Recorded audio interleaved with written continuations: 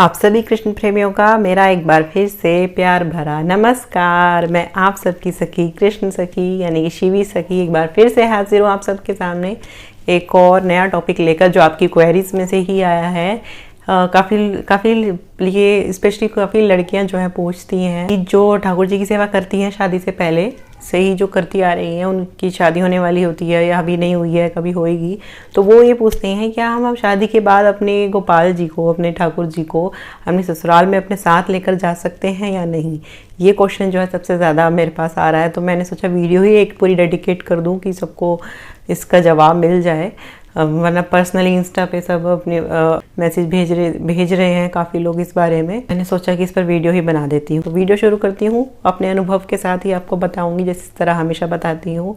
लेकिन वीडियो शुरू करने से पहले आप सब लोगों को मैं याद दिला दूँ कि जो मुझे रेगुलर देखते हैं और जिनको मेरी वीडियोज़ अच्छी लगती हैं, पसंद करते हैं, लेकिन सब्सक्राइब करना भूल जाते हैं, उनको मैं याद दिला दूं कि मेरे चैनल को सब्सक्राइब ज़रूर कर लें और साथ में अगर वीडियो अच्छी लगती है तो लाइक भी करें और शेयर करें ज़्यादा से ज़्यादा उन लोगों से जिनको आपको लगता है आपके नोन में ऐसे लोग हैं जिनको जो कन्फ्यूजन में घूम रहे हैं, उनको मिल नहीं रहा इस चीज़ का जवाब कहीं से, उन क्या करें क्या नहीं, उन्हें समझ नहीं आ रहा। काफ़ी लोगों से ये शेयर करें, क्या पता किस इंसान की मदद इस वीडियो से जो है हो जाए, तो ज़्यादा से ज़्यादा शेयर करें इन वीडियोस को। ठीक है, चलिए अब आज के टॉपिक पर आगे बढ़ते हैं। जैसे कई लड़कियों ने मुझसे सवाल पूछा कि मैं अपने ठाकुर की, अपने गोपी की सेवा करती हूँ, अपने गोपू की सेवा करती हूँ, उनसे प्रेम करती हूँ, अपने लड्डू को मैं अपने साथ ले जाना चाहती हूँ, अपने साथ ससुराल में ले जाना चाहती हूँ। तो इसका जवाब भाई सीधा सीधा है, हाँ ऑब्वियसली क्यों नहीं ले जा सकती हूँ। मैं आपसे पूछना चाहूँगी क्यों नहीं ले जा सकती, कारण क्या है नहीं ले जा सकते। जरूर लेके जा सकते हो, इसमें कुछ कन्फ्यूजन वाली बात या पूछने वाली बात है ही नहीं। आप जहाँ आप हो, आपके ठाकुर आप ले जा सकते हो।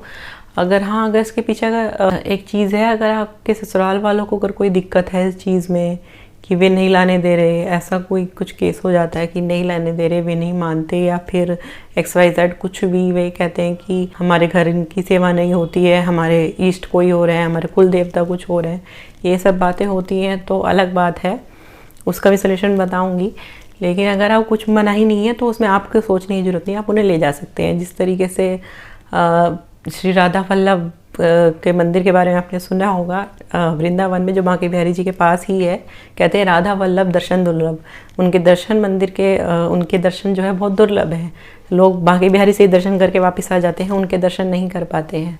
वे जो है दहेज, उनका दूसरा नाम दहेज के ठाकुर भी है, वे दहेज के ठाकुर भी कहलाए जाते हैं। हरिवंश महाप्रभु जी ने इसमें कहना दहेज में जो है लिए कहते हैं जिन बेटियों से उन्होंने शादी की थी, जिन ब्राह्मण की बेटियों से उन्होंने शादी की थी, उन ब्राह्मणों ने उनको जो है दहेज के तौर पर उनको सौंपा था, जो राधा वल्लभ जी हैं हमारे वृंदावन के। क्यों नहीं आप ले जा सकते हो, आप ज़रूर ले जा सकते हो आप उनके साथ। अब दूसरी बात ये आती है कि मेरे ससुराल में तो कोई भी सेवा नहीं, कोई पूजा पाठ वाला नहीं है, इन चीज़ों को कोई नहीं मानता है, कोई भक्ति भाव वाला है नहीं, कोई प्रेम नहीं करता ठाकुर जी से, कोई मेरे ससुराल वाले पूजा पाठ के बिल्कुल खिलाफ हैं, वे पूजा नहीं करते कोई। ये सब मैं आपको बता दूँ, ये सब जो बातें हैं ना कहीं हमारे अंदर ये जो चीज़ें हैं ना, ये बड़ी सूक्ष्म है।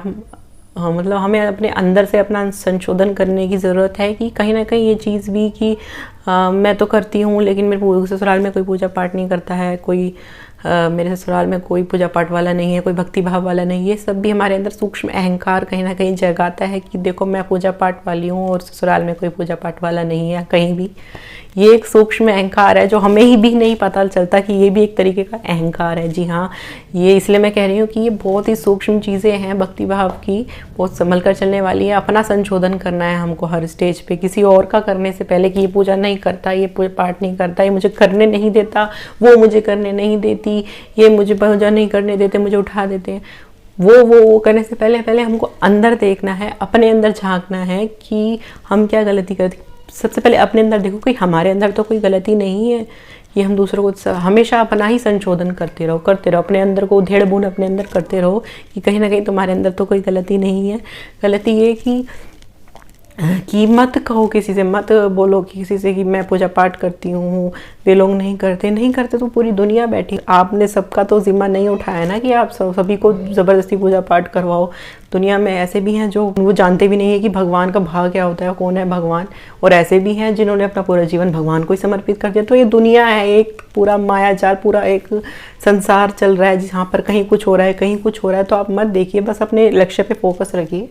और ये नहीं कि मेरे ससुराल वाले मुझे पूजा नहीं करने देते। देखिए हम कहीं ना इसमें हम ही जिम्मेदार होते हैं। मैंने देखा है कि कहीं और चलो नए नए घर में, चलो अगर लड़कियां ले आई, इस बात को उनको ध्यान रखना चाहिए कि अगर ठाकुर जी को ले भी आई, ठीक है ले आओ, तो उनको इस तरीके से मत सबके सामने दर्शाओ कि हाँ मैं इनको मानती हूँ बहुत ज़्यादा, मैं इनको पूजा करती हूँ। उनके हर सुबह के टाइम आपका जो जिम्मेदारियाँ हैं उन घर के प्रति, नए घर के प्रति जहाँ आप गई हैं, जहाँ की जिम्मेदारी आपको सौंपी गई है, उसको छोड़ करके आप ठाकुर जी को लेकर बैठे हैं।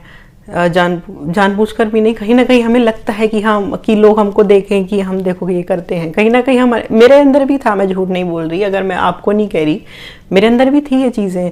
लेकिन जो प्रेमानंद जी महाराज है ना, उन्होंने मेरी सारी की सारे अंदर की जो मलिनता जो है ना, उनकी बातें सुन सुनकर ऐसे ऐसे नष्ट होती चली गई। हर प्रॉब्लम का सॉल्यूशन परत पे परत हटती चली गई। बहुत अच्छा वो कल्याण कर रहे हैं दुनिया का। बस उनका तो जवाब ही नहीं है। बस उनको आप भी सुन सकते हैं, ज़रूर सुनिएगा। ये भी कहीं ना कहीं हमें भी नहीं पता चलता है हम ना दिखा कुछ ना कुछ कि लोग हमें देखें कि हम पूजा कर रहे हैं, हम बहुत भक्ति भाव वाले हैं। कहीं ना कहीं ये होता है ऐसा, लेकिन हमको ये नहीं करना चाहिए। जहाँ आपको जिम्मेदारी दी गई है पूजा घर की, तो आप ये ना करें कि इधर तो टाइम है घर की जिम्मेदारियों का, सुबह का जो भी आपका कर्तव्य बनता है सुबह का, और इधर आप कह रहे हैं कि मुझे तो अभी पूजा करनी है, मुझे तो अभी ठाकुर मेरे लड्डू गोपाल की सेवा करनी है मुझे तो।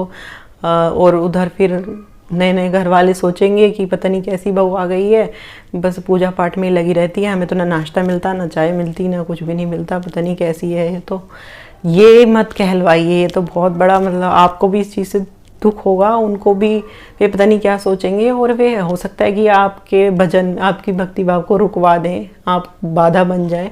तो उससे अच्छा है कि थोड़ी सारी चीज़ें जो हमको ना छुपा छुपा के करनी होती हैं। जिस तरीके से मैं हमेशा कहती हूँ, जिस तरीके से दो प्रेमी प्रेमिका आपस में प्रेम करते हैं ना, दो प्रेमी प्रेमिका आपस में प्रेम करते हैं, किसी को पता भी नहीं लगने देते, फ़ोन पे भी बात करते हैं, मिलने भी जाते हैं, लेकिन किसी को कानो खान पता भी नहीं होता है कि हाँ ये आपस इसका है कि ये प्रेम करते हैं आपस में। ठीक उसी तरीके से अपने ठाकुर जी के साथ प्रेम लड़ाना है भाई, उसी तरीके से हमको प्यार करना है, चोरी चोरी चुपके चुपके। उसका आनंद और भी ज़्यादा है। पहले से आपको इस चीज़ का ध्यान रखना है कि कहीं वो आपके पूजा पाठ के खिलाफ ना हो जाए कि भाई हटा, ये पता नहीं ये अच्छे ठाकुर ले आई है, ये तो इन्हीं की सेवा में लगी रहती है, हमारी सेवा करने क्या आई है, कहीं ऐसा ना हो जाए। इसलिए आपको पहले से ही संभाल के चलना चाहिए। अगर वे नहीं कुछ कह रहे तो भी, अगर वो अगर कुछ कह रहे हैं तो है ही, अगर वे नहीं कुछ कह रहे तब भी आपको संभल के चलना है, कहीं आगे जाके आपको दिक्कत ना हो। कि पहले अपने जो कर्तव्य है वो निभाइए, उनसे ठाकुर से कहिए मनी मन कि आप ही ने मुझे जिम्मेदारी दी है। जिस तरीके से मैं अपना बताती हूँ कि मैं नहीं चाहती थी शादी करना, मैं सच बताऊँ कि मेरा मन नहीं था, लेकिन एक बार मेरे गुरुदेव के जो साथ में थे, उन्होंने मुझे समझाया कि ना आप ना गोविंद पर ही छोड़ दो सब, आप इस चीज़ की टेंशन मत लो, आप गोविंद पर छोड़ दो। क्योंकि नारद जी ने जो है लाख चाह कि वे ग्रस्त हो जाए, उनकी शादी हो जाए, लेकिन भगवान नहीं चाहते थे कि वे ग्रस्त बने, तो नहीं हुई। और शिव जी ने लाख चाहा कि वे ग्रस्त ना हो, वो सिर्फ ऐसे ही वैरागी रहे, लेकिन भगवान ने नहीं चाहा, वे चाहते थे कि वे ग्रस्त में जाएं। तो शिव जी महादेव जी जो है ग्रस्त धर्म का पालन करते हुए परम वैष्णव जो है कहलाते हैं। तो जब से उन्होंने मुझे कहा ना, तब मैं टेंशन फ्री हो गई थी कि ठीक है मैं उन्हीं पर छोड़ देती हूँ। तो उन्होंने, और जब मेरी शादी हुई तो ये सब उन्हीं ने ही सब कुछ संकेत ऐसे ऐसे दिए मेरे घर वालों को भी, मुझे भी, कि हाँ ये शादी जो है हमारी मर्जी से नहीं हो रही, वे गोविंद की इच्छा से हो रही है। कई संकेत ऐसे हमको हुए जो मैं नहीं बता सकती हूँ अभी चैनल पर, लेकिन जब हमें कंफर्म हो गया मुझे और मेरी मम्मी को कि हाँ गोविंद भी चाह रहे हैं कि ये शादी हो, तो फिर हमने बिल्कुल ना सोचते हुए कुछ भी आंख मूंद कर जो मैंने जो है ये शादी कर ली थी। क्योंकि भरोसा था गोविंद पर, तो उन्होंने ही मेरी शादी करवाई है। जब मैं जो भी कार्य करती हूँ सुबह उठकर मैं कहती हूँ कि मैं आप ही के कार्य कर रही हूँ, मैं तो चाहती भी नहीं थी कि गृहस्थी में आऊँ, ये भी तुम्हारे ही कार्य हैं, तुमने ही फंसवाया। अगर चाहते हो ना कि मैं तुम्हारे साथ सामने पूरे दिन बैठी रहूँ तो फ्री करवा दो इनसे, और नहीं अगर मुझे आप चाहते हो कि मैं यही कार्य करूँ तो मैं ये भी पूरी प्रसन्नता से कर रही हूँ। मैं आपकी खुशी में खुश हूँ, जैसे आप मुझे रख रहे हैं मैं खुश हूँ, बस आप मुझसे दूर मत होना। ये जो है भाव होना चाहिए, ये भाव रखना चाहिए। सुबह को उठकर जो आपके पहले कर्तव्य हैं पहले वो निभाइए, और जो सारे काम है वो कर दीजिए, जिससे फिर आपको कोई और कुछ बोले ना।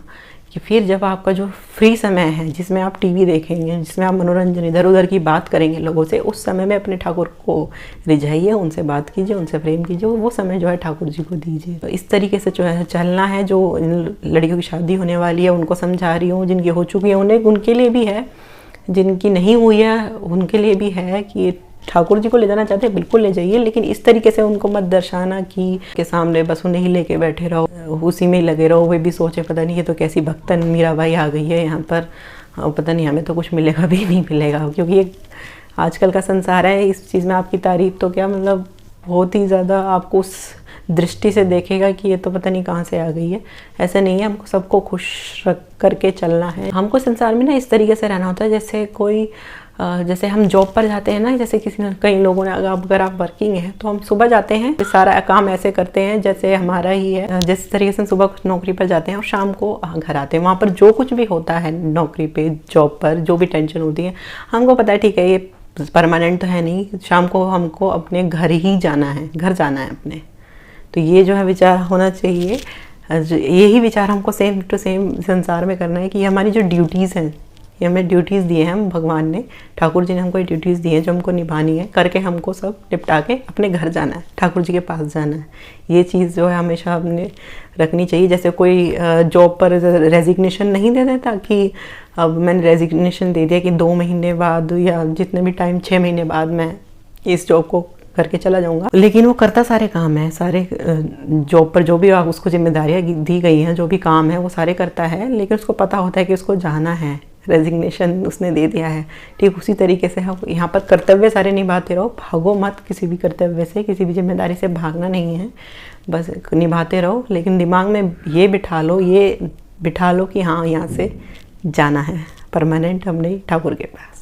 ठीक है, इस संदर्भ में और कुछ प्रश्न हो तो आप नीचे पूछ सकते हैं। फिर एक और ऐसा ही ज़बरदस्त सा कोई क्वेरी आपकी जो है उसको लेकर वीडियो लाऊंगी, या कुछ ठाकुर जी जो भी प्रेरणा करेंगे जल्दी ही वीडियो लाऊंगी। और अब मुझे आज्ञा दीजिए, मैं चलती हूँ। हरे कृष्णा।